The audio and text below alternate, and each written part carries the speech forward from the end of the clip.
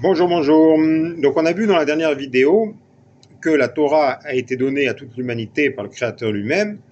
Donc on peut se poser différentes questions à ce sujet, à commencer par exemple par s'il y a cette loi noaïde pour toute l'humanité, pourquoi les Juifs ont d'autres lois, 613 exactement. Donc déjà, les Juifs respectent également les lois noaïdes et en ont donc en plus. Et alors,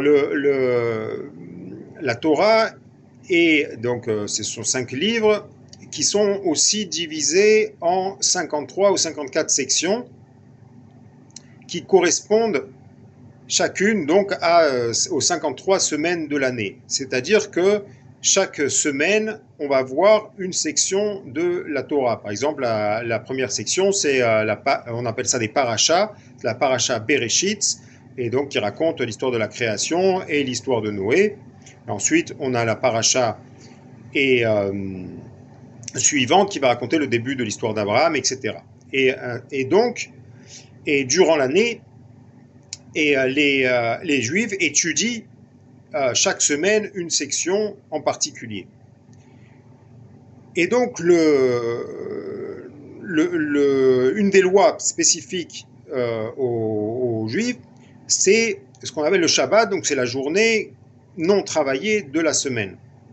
Durant cette journée, il y a donc toutes sortes d'interdictions qui garantissent le fait que cette journée est dédiée à des choses saintes, c'est-à-dire la famille, les amis, l'étude. Et donc, pour les besoins de cette étude, on va, durant cette journée, raconter la paracha de la semaine. Donc, ça permet, par exemple, de raconter les récits aux petits-enfants.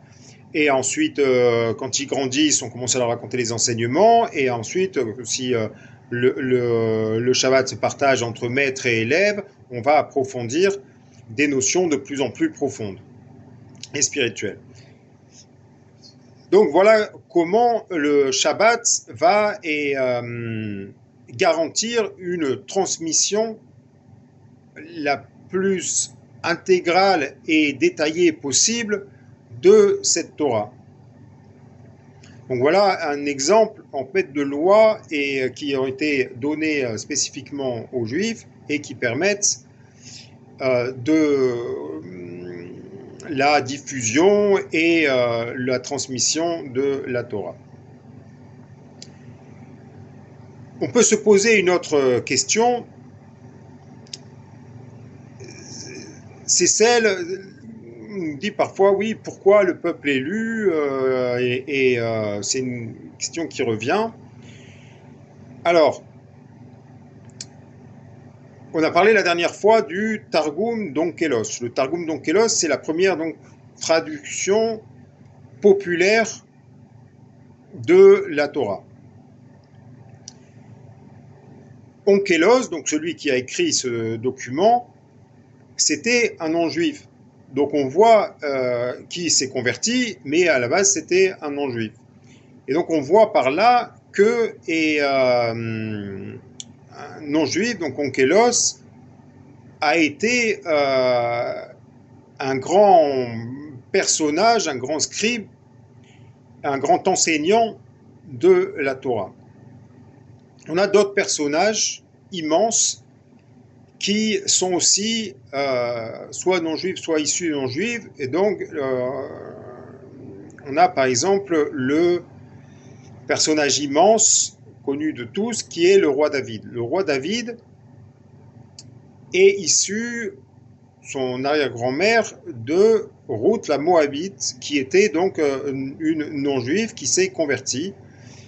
Et donc ça a posé d'ailleurs des problèmes au roi David, et les décisionnaires de l'époque n'ont pas voulu qu'il accède à la royauté du fait justement de son ascendance non juive, et finalement on voit qu'il est devenu non seulement roi mais un personnage universellement reconnu. Donc on a les psaumes de David dans nos Bibles, et les psaumes de David sont également considérés comme un livre saint par les musulmans.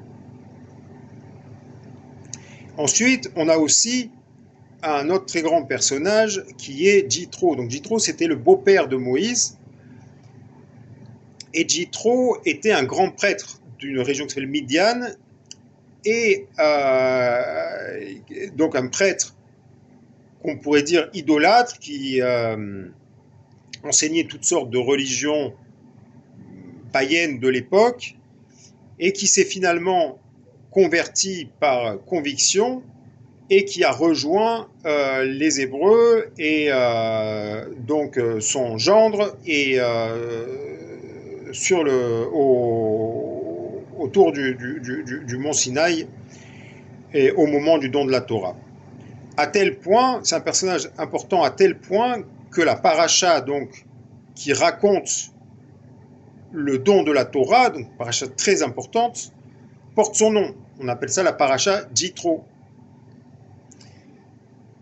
Jithro, ensuite, quand Moïse a commencé à enseigner la Torah, il s'est trouvé très vite complètement débordé par les questions et les demandes et le règlement des conflits, l'application des lois.